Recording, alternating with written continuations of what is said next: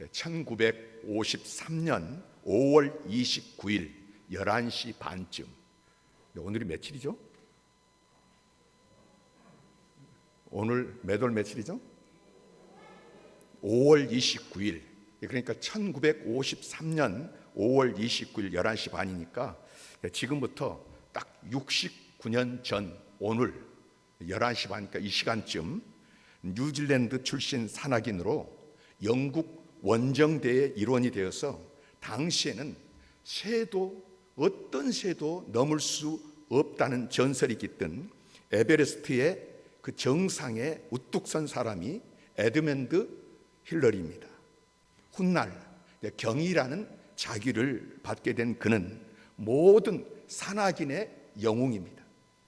그런 힐러리 경이 세월이 흘러서 오랫동안 침묵했던 첫 등반 당시에 있었던 진실을 밝혔습니다. 에드 더글라스가 쓴 책 히말라야가 처음 허락한 사나이에는 이 감동적인 고백이 기록되어 있습니다. 텐징이 정상을 눈앞에 두고 혼자 오르지 않고 뒤에 처진 나를 30분이나 기다렸다. 텐징 노르가이, 그는 산악인 안내와 짐꾼 역할을 했던 셀파 중에 최고의 셀파였습니다. 힐러리는 자신이 에베레스트를 정복할 수 있었던 것이 텐징 노르가이 덕이라고 밝힌 것입니다. 이에 둘은 동시에 정상에 올랐습니다. 힐러리의 고백 이후에 에베레스트를 정복한 최초의 사람이 누구인지를 물을 때에 힐러리와 텐진이라고 두 사람을 언급한다는 것입니다.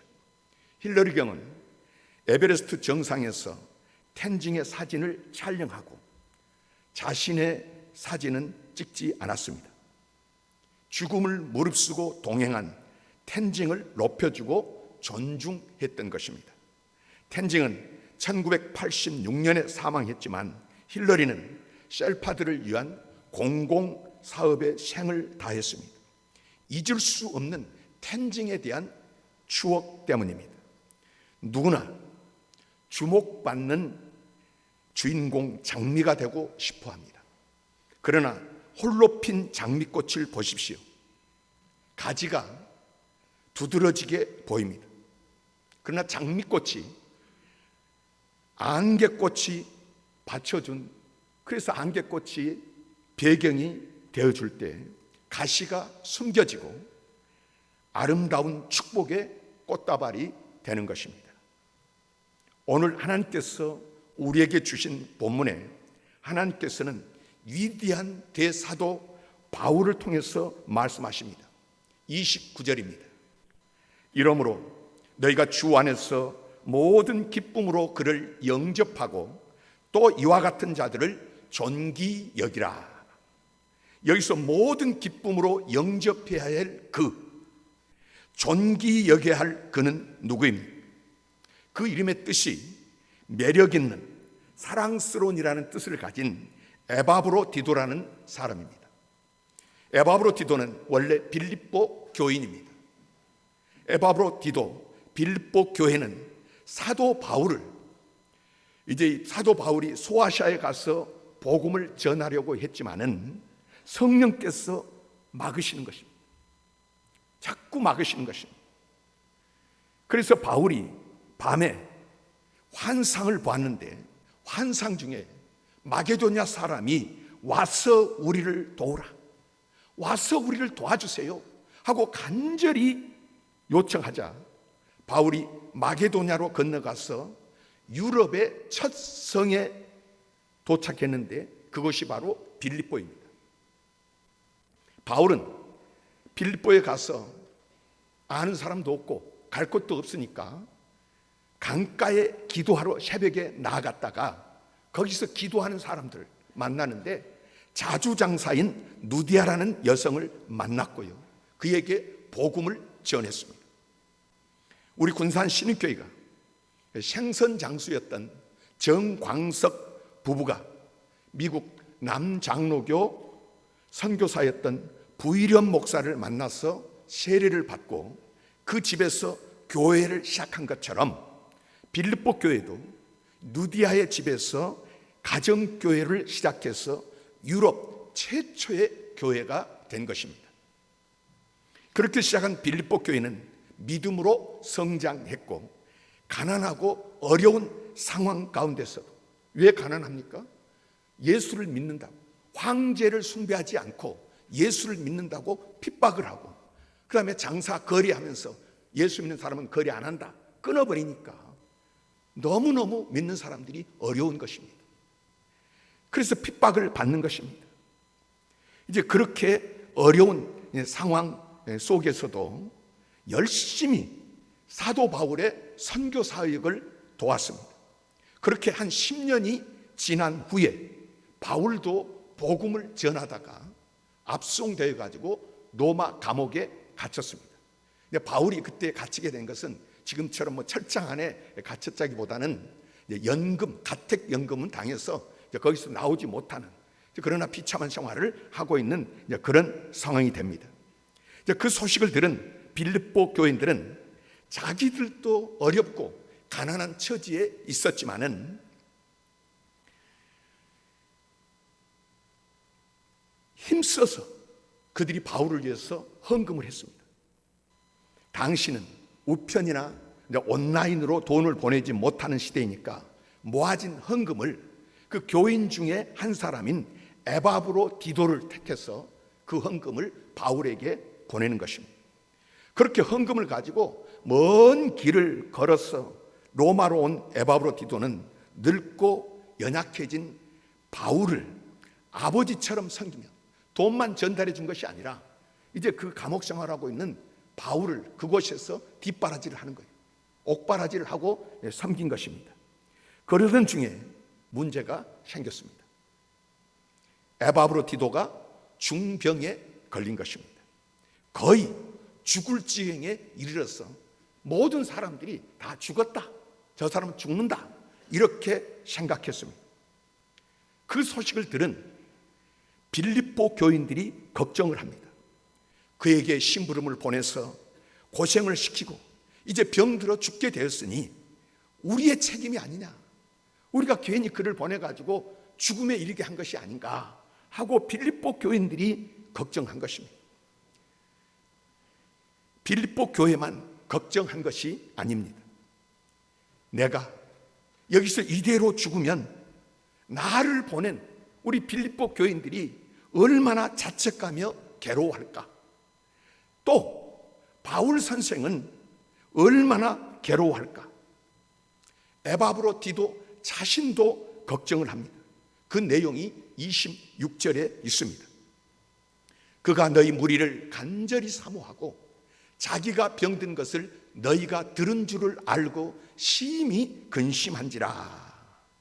빌립보 교회와 에바브로 디도만 걱정합니까? 사도 바울도 걱정합니다. 나를 도와준다고, 나에게 헌금을 전달하러 왔다가 이 춥고 열악한 감옥에서 나를 수발하느라고 수고하다가 병이 들어 죽게 되었으니 에바브로 디도에게 얼마나 미안한지, 또 에바브로 디도를 보낸 빌립보 교인들에게 얼마나 미안한지, 하나님의 사다로 가면서 여기 와서 있으면 잘 돼야 되는데 이런 어려움을 당하니까 여러 가지로 근심이 되는 것입니다. 그가 병들어 죽게 되었으나 하나님이 그를 긍휼히 여기셨고 그뿐 아니라 또 나를 긍휼히 여기사 내 근심 위에 근심을 면하게 하였느니라. 바울이 얼마나 마음을 썼는지 근심 위에 근심을 했다고 토로합니다. 모두가 그렇게 염려하고 근심하면서 얼마나 기도하는데 하나님이 그를 긍휼히 여기셨고, 죽을 줄 알았는데, 끝난 줄 알았는데 하나님께서 그를 긍휼히 여기셨고 하나님께서 그를 살려주셨습니다. 건강을 회복시켜 주신 것입니다. 그래서 사도 바울은 자신이 늙고 또 외로웠기 때문에 이제 에바브로 디도가 병에서 나았으니까 옆에서 같이 있어주면은 큰 위로가 되고 도움이 되겠지만은 그렇게 할 수 없다는 것입니다. 지금 빌립보 교인들은 에바브로 디도가 병들었다는 소식은 들었지만은 이제 병에서 하나님의 긍휼로 치유받았다는 이야기는 아직 듣지를 못한 상태입니다. 그때는 전보도 없고요, 무슨 전화도 없으니까 이제 이쪽 사정을 빌립보 교회는 모르는 것입니다. 그래서 아직도 그들이 걱정하고 근심하고 있습니다. 그때 바울 사도는 에바브로 디도와 함께 편지를 보내면서 부탁을 합니다. 이러므로 너희가, 지금 너희는 바울이 편지를 쓰면서 빌립보 교회에게 하는 말입니다. 빌립보 교회는 에바브로 디도를 편지와 함께 이제 그를 모든 기쁨으로 그를 영접하고 또 이와 같은 자들을 존귀 여기라. 이와 같은 자들, 돈 많은 사람입니까? 세상 권세 가진 사람입니까? 이와 같은 사람. 여기서는 우리는 사도 바울의 마음을 읽을 수 있습니다. 주님의 마음을 읽을 수 있습니다. 모든 기쁨으로 그를 영접하고 이와 같은 자들을 존귀 여기라. 다른 사람들을 권면하는 바울 자신이 이미 에바브로 디도를 그렇게 기쁨으로 여기고 있고 그렇게 존귀하게 여기고 있는 것입니다. 여러분, 여기서 들려오는 주님의 음성이 무엇입니까? 하나님을 존귀하게 하면 내가 존귀하게 된다는 사실입니다. 에바브로 디도가 사도 바울에게 그렇게 헌신한 이유가 무엇입니까? 명예입니까? 권세입니까? 경제적 유익입니까? 바울은 이미 나이가 많았고 감옥에 있는 사람입니다. 인간적으로 그에게 기대할 것은 없습니다. 에바브로 디도가 그런 바울에게 헌신할 수 있었던 것은 예수 그리스도의 복음 때문입니다. 생명의 주인이신 하나님 때문입니다. 본문 30절입니다. 그가 그리스도의 일을 위하여 죽기에 이르러도 자기 목숨을 돌보지 아니한 것은, 에바브로 디도는 그리스도의 존귀함을 위하여 자기의 생명을 아끼지 않고 있습니다. 자기 목숨을 돌보지 아니하였다. 헬라어 파라볼류 사메노스는 여기에서 파라는 곁으로라는 말이고 이 볼류라는 말은 던지다라는 말입니다. 곁으로 던진다. 자기 목숨을 그리스도에게 던졌다는 것입니다. 그는 그리스도를 위하여 순교할 수 있는 신앙을 가진 사람이라는 것입니다. 바울 곁에서 순교하기를 원하는 사람. 사도 바울은 빌립보서 1장 20절 21절을 통해서 이렇게 고백합니다. 나의 간절한 기대와 소망을 따라 아무 일에든지 부끄러워하지 아니하고 지금도 전과 같이 온전히 담대하여 살든지 죽든지 내 몸에서 그리스도가 존귀하게 되게 하려 하나니 이는 내게 사는 것이 그리스도니 죽는 것도 유익하니라. 자신이 이제 내가 사는 것은 그리스도이기 때문에 어떻든지 그리스도만 존귀하게 되기를 원한다.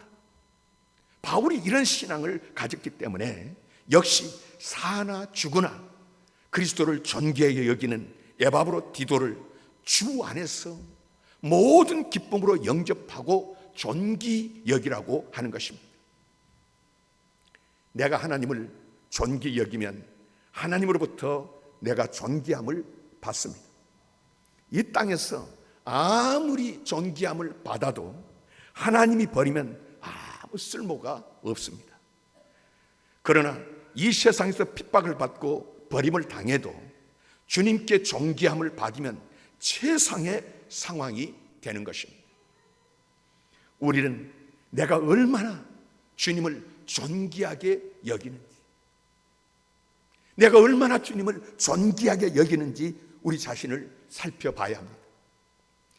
2000년 교회사에 하나님을 존귀하게 했던 순교자들, 전도자들, 성자들의 생애는 결국 모든 사람에게 존귀한 자로 인정과 사랑을 받고 있습니다. 엘리 제사장에게는 두 아들이 있었습니다.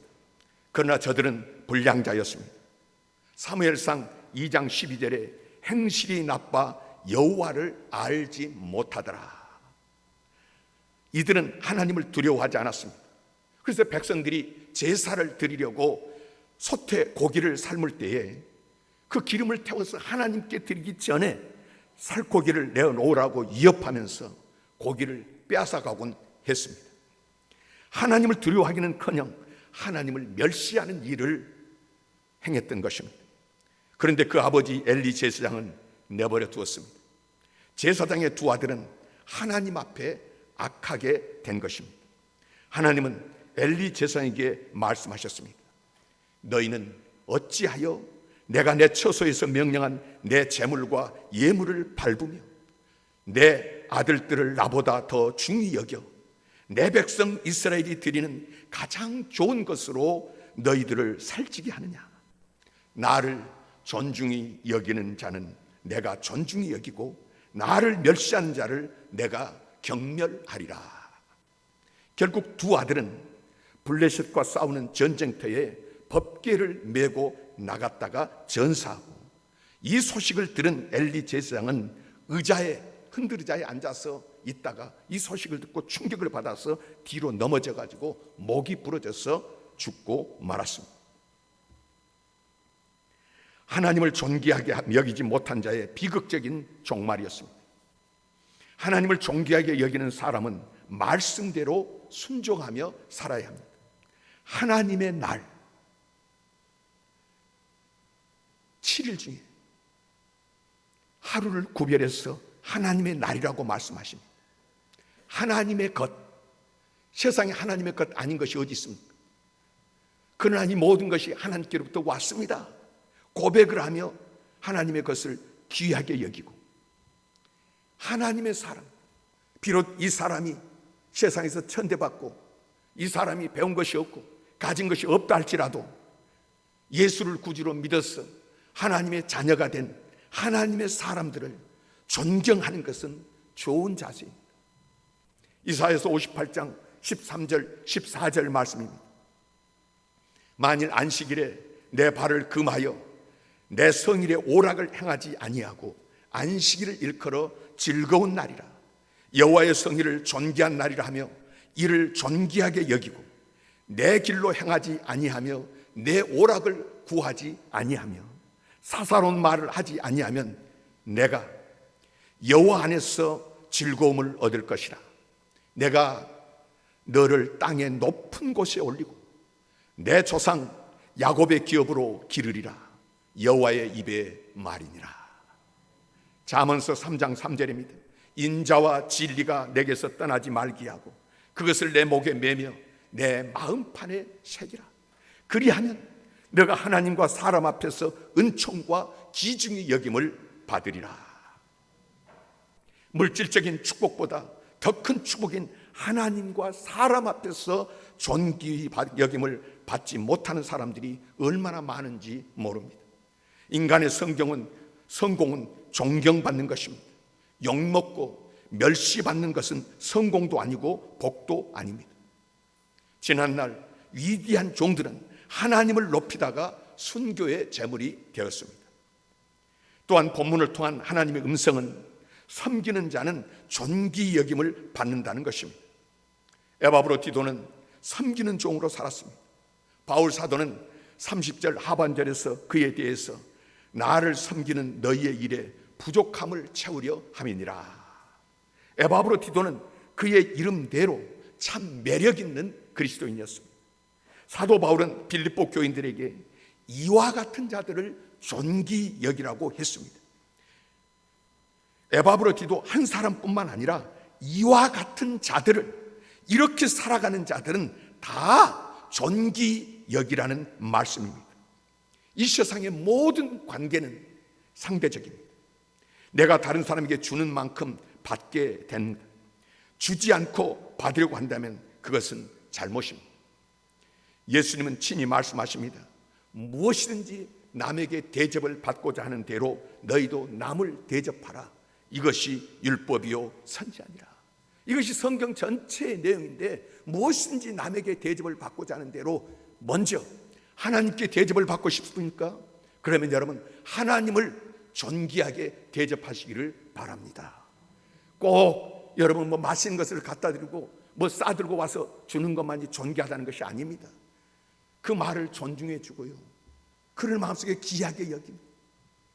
하나님을 대접하면 하나님께서 대접해 주는 것이고요, 또 이웃을 대접하면 이웃이 대접을 하는 것입니다. 다른 사람을 존경하는 태도는 자신을 낮추는 겸손입니다. 우리는 겸손한 마음으로 자기보다 남을 낮게 여기고 각각 다른 사람의 일을 돌보아야 한다고 성경은 말씀합니다. 겸손한 자는 자신이 존귀함을 받게 됩니다. 잠언 11장 2절에 말씀하시는 대로 사람이 교만해지면 멸시와 욕을 먹지만 겸손한 자에게는 영예가 따라오게 됩니다. 겸손이란 마땅히 대우를 기대하지 않는 생활입니다. 빌립보서 2장 6절에 그는 근본 하나님의 본체시나 하나님과 동등됨을 취할 것으로 여기지 아니하시고 오히려 자기를 비어 종의 형체를 가지사 사람들과 같이 되셨고, 이 세상에 존경과 사랑을 받는 이들은 남을 섬기는 사람들입니다. 예수 그리스도의 일생을 섬기는 자의 일생이었습니다. 인자가 온 것은 섬김을 받으려 함이 아니고 도리어 섬기려 하고 자기 목숨을 많은 사람의 대속물로 주려 함이니라. 남을 섬기는 것은 자기 자신의 종의 위치가 되어야 한다는 것입니다. 자신이 죽지 않고는, 십자가를 지지 않고는 불가능한 일이고요, 그렇게 하지 않고는 예수를 믿는 것이 불가능합니다. 예수님께서 누구든지 나를 따르려거든 자기를 부인하고 자기 십자가를 지고, 그런데 자기가 죽지 않고 부모를 이기는 사람도 있고요, 자기가 죽지 않고요 자녀를 이기는 사람도 있고요, 자기가 죽지 않고 부부간에 서로 이기는 사람도 있습니다. 섬길 수 없습니다. 그리스도인으로 설 수 없습니다. 오늘 본문 25절에 사도 바울은 에바브로디도를 향해서 그는 나의 형제요 함께 수고하고 함께 군사된 자요 너희 사자로 내가 쓸 것을 돕는 자라, 나의 형제라고 불렀습니다. 바울 사도는 나이로 보나 신앙 연조로 보나 모든 것이 그의 위에 있습니다. 신앙적으로 따지면 제자와 아들과 같습니다. 그럼에도 나의 형제라고 한 것은 자신을 낮추고 그를 높인 것입니다. 돕는 자란 재물을 드린다는 뜻이고 자기를 바치고 있는 사람입니다. 사도 바울이 에바브로디도를 이렇게 칭찬하고 존경하고 있습니다. 우리 교회가, 우리 교인들이, 여러분의 가정이 세상으로부터 이렇게 칭찬 듣고 존경을 받는다고 하면 우리 주님께서 얼마나 기뻐하시겠습니까? 얼마나 자랑스러워 하시겠습니까? 저 위대한 대사도 바울은 오직 복음 때문에 이름도 없이 빚도 없이 감옥에 갇혀 있는 노인을 위해 뒷바라지 하다가 병들어 죽게 되었지만은 하나님의 긍휼로 살아난 그 사람을 향해서 나의 형제, 함께 수고한 자, 함께 군사된 자, 나의 쓸 것을 돕는 자라고 말합니다. 그 사람의 삶을 인정하고 그가 한 일을 인정하고 이렇게 말할 수 있는 사람, 또 그런 칭찬을 들을 수 있는 사람은 둘 다 위대한 그리스도인으로 존귀함을 입은 사람들입니다. 주님 앞에 설 때 모든 기쁨으로 영접받을 사람입니다.